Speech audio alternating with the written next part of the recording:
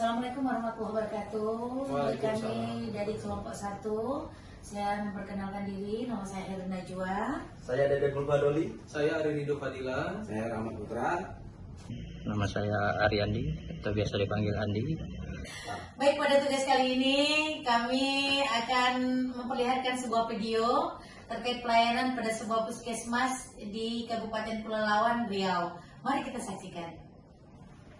Puskesmas Bunut di Kabupaten Pelalawan Riau viral di media sosial. Pasalnya sewaktu warga hendak mengantarkan korban kecelakaan lalu lintas dengan kondisi patah tulang ke puskesmas tersebut, tidak ada satupun ditemukan petugas jaga. Karena kasus yang sama sudah sering terjadi, sehingga Wakil Bupati Pelalawan meminta Kepala Dinas Kesehatan mencopot kepala puskesmas. Baik, sekarang kita sama-sama saksikan video tentang pelayanan publik di Puskesmas Pelalawan Riau. Pelayanan kesehatan merupakan pelayanan dasar yang sangat dibutuhkan masyarakat pada umumnya.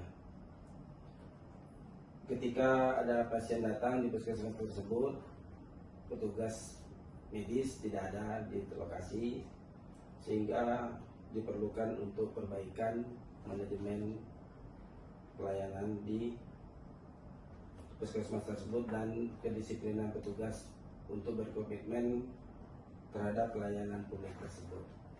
Menurut saya segitu. Baik, Mbak Ari.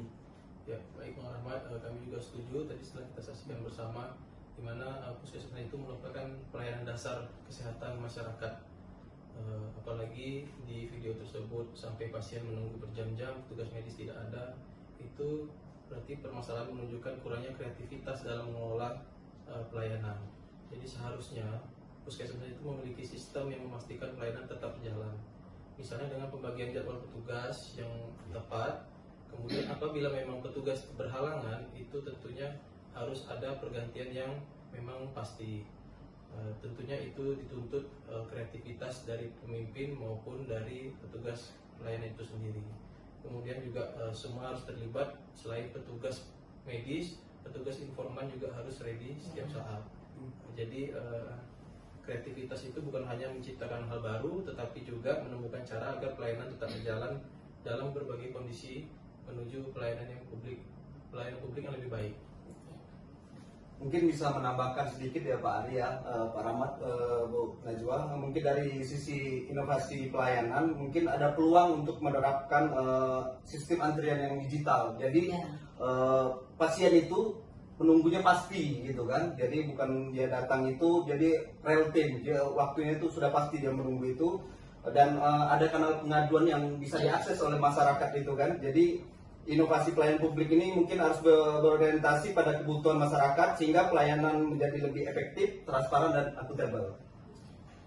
Ya, sebagai peserta diklat PKP, saya memandang kasus ini untuk menjadi pembelajaran bahwasanya seorang pemimpin perubahan harus mampu mengidentifikasi akar masalah dan menghadirkan solusi.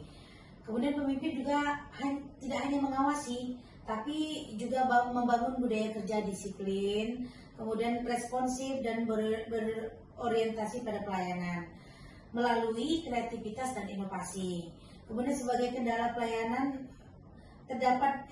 dapat diminimalkan sehingga kepercayaan masyarakat terhadap pemerintah akan meningkat. Dan menurut pendapat Bang Andi, kesimpulan dari saya terkait dengan pelayanan petugas kesehatan di Puskesmas Pelalawan, yaitu pelayanan yang membuat masyarakat menunggu berjam-jam itu tidak sangat dibenarkan dan bukan dianggap sebagai hal yang biasa. ASN dituntut memberikan pelayanan yang prima sesuai dengan nilai-nilai berakhlak, khususnya berorientasi pelayanan, akuntabel, adaptif, dan kolaboratif. Kreativitas dan inovasi harus menjadi budaya kerja di puskesmas maupun dimanapun tempat kita bekerja, seperti penerapan SOP, sistem antrian yang modern, monitoring kehadiran petugas, serta evaluasi pelayanan secara berkala. Dengan demikian, kualitas pelayanan kesehatan akan semakin membaik dan kepuasan masyarakat dapat meningkat. Terima kasih, Bu Najwa.